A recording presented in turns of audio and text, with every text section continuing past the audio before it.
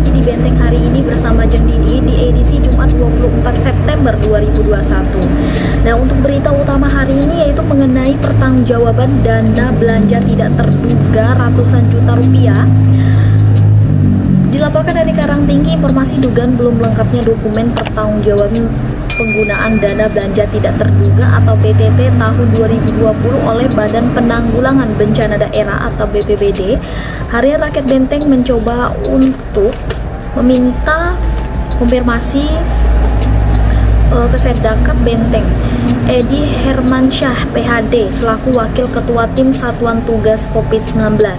Sayangnya setelah dihubungi via telepon maupun via WhatsApp, RBT belum mendapatkan jawaban apapun. Nah, di sisi lain, Inspektorat Daerah Kabupaten Bengkulu Tengah akan melakukan pengecekan dokumen atau berkas pertanggungjawaban penggunaan dana belanja tidak terduga tahun 2020 dari BPBD. Ini guna memastikan dokumen telah sesuai dengan penggunaan dana. Sementara itu, penggunaan dana BTT tahun 2020 untuk penanganan COVID-19 ini infonya menjadi sorotan Badan Pemeriksaan Keuangan atau BPK Republik Indonesia Perwakilan Provinsi Bengkulu lantaran sempat tak dilengkapi dokumen pertanggungjawaban. Data terhimpun rincian dana pengelolaan 447 juta rupiah tersebut untuk pembelian makan minum posko sebesar 142 juta rupiah tidak mempunyai dasar perhitungan yang jelas dan tidak didukung daftar absensi yang jelas. Lalu pembayaran insentif atau uang lelah petugas posko tidak didukung dengan bukti sebesar 305 juta rupiah.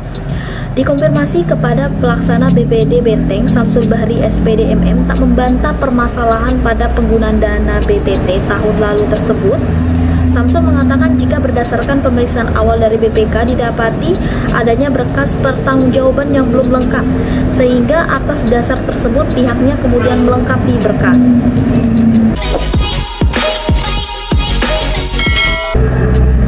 Mengenai masalah dana, sekarang kita beralih ke berita tersangka narkotika dilimpahkan ke Kejari. Dari Karangtinggi, tersangka kasus dugaan penyalahgunaan narkotika jenis sabu, TA warga Kecamatan Karangtinggi kemarin dilimpahkan ke Kejaksaan Negeri Kabupaten Bengkulu Tengah. Nah, pelimpahan ini setelah penyidik dari Polres Benteng melengkapi berkas perkara atau dinyatakan P21. Kajari Benteng Triwidodo SHMH melalui Kasih Intel Septedi Endra Wijaya SHMH ini membenarkan jika pihaknya telah menerima perlimpahan tersangka dari Polres Benteng. Selanjutnya tersangka dan juga barang bukti akan dilakukan proses untuk disidangkan. Sementara itu, Kapolres Benteng AKBP Ari Baroto SIKMH melalui Wakapolres AKP Januari Sutirto mengatakan TA berhasil diamankan pada operasi antik pada 22 Juli 2021 lalu, di mana anggota pertama kali mendapatkan informasi akan adanya transaksi jual beli di kawasan Desa Tabat Runjam, Kecamatan Karangtinggi sekitar pukul 21:30 waktu Indonesia Barat. Dari hasil penangkapan, TA didapati paket sabu yang dibawa dengan berat 0,15 gram.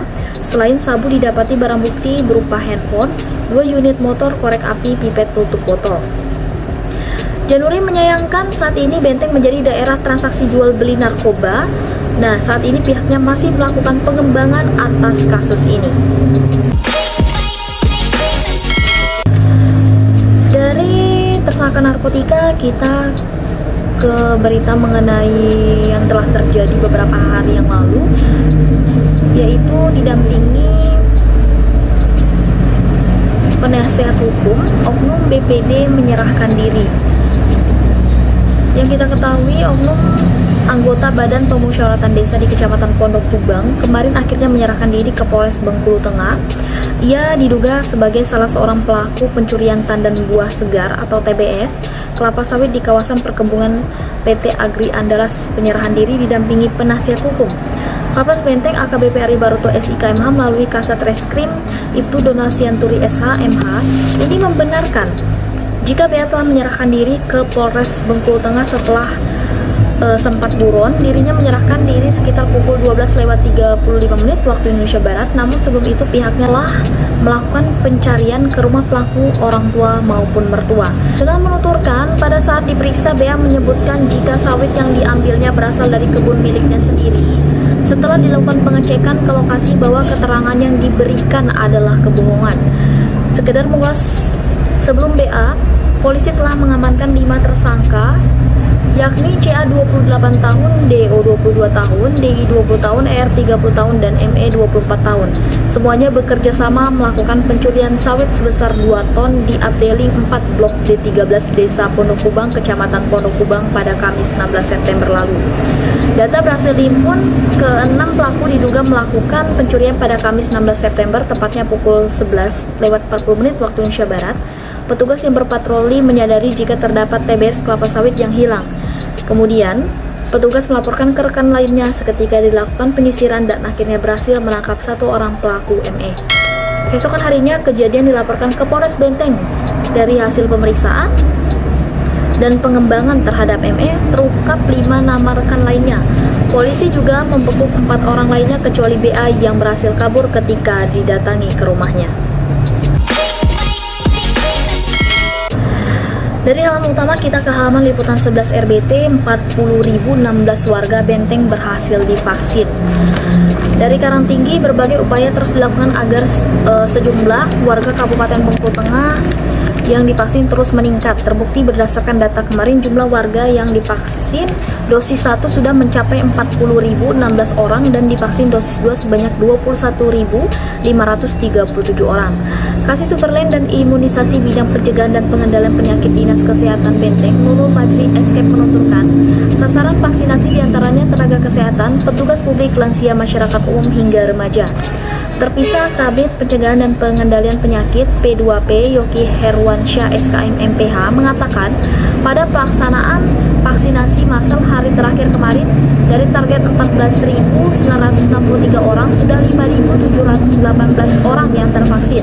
Nah, pelaksanaan ini di 20 puskesmas, 1 klinik, dan rumah sakit umum daerah. Sementara itu, Kejaksaan Negeri Benteng turut berpartisipasi dalam pelaksanaan vaksinasi. Kemarin melakukan pembukaan posko vaksin di kantor Kejari Benteng Perkantoran Rengas Manek. Nah, Kejari Benteng Triwidodo SHMH didampingi Kasih Intel Septedi Endra Wijaya SHMH mengatakan pihaknya ingin menyukseskan program vaksinasi di Bengkulu Tengah. Itulah tadi beberapa informasi maupun berita yang terbit di Koran Harian Rakyat Benteng edisi 24 September 2021. Untuk kalian yang ingin tidak ketinggalan beritanya, seperti biasa Gemini menyarankan untuk berlangganan koran dengan cara menghubungi karyawan yang bertugas atau datang langsung ke kantor Harian Rakyat Benteng. Tidak hanya itu saja, kalian juga bisa mengakses website resmi kami di rakyatbenteng.com. Jangan lupa juga yang belum follow media sosial kami, silahkan follow dari Facebook, Twitter maupun Instagram. Dan untuk mendukung channel YouTube kami, jangan lupa untuk di like, share ke semua media sosial yang kalian punya. Dan yang belum subscribe, silahkan subscribe dulu dan aktifkan notifikasinya agar setiap video yang kami upload kalian orang pertama yang menontonnya. Saya Jendini dan kru yang bertugas mengucapkan terima kasih dan wassalamualaikum warahmatullahi wabarakatuh. Sampai jumpa dan ayo vaksin, yang sudah vaksin tetap menjaga protokol kesehatan. Terima kasih. Baca korannya, tonton channelnya RBT milik kita bersama.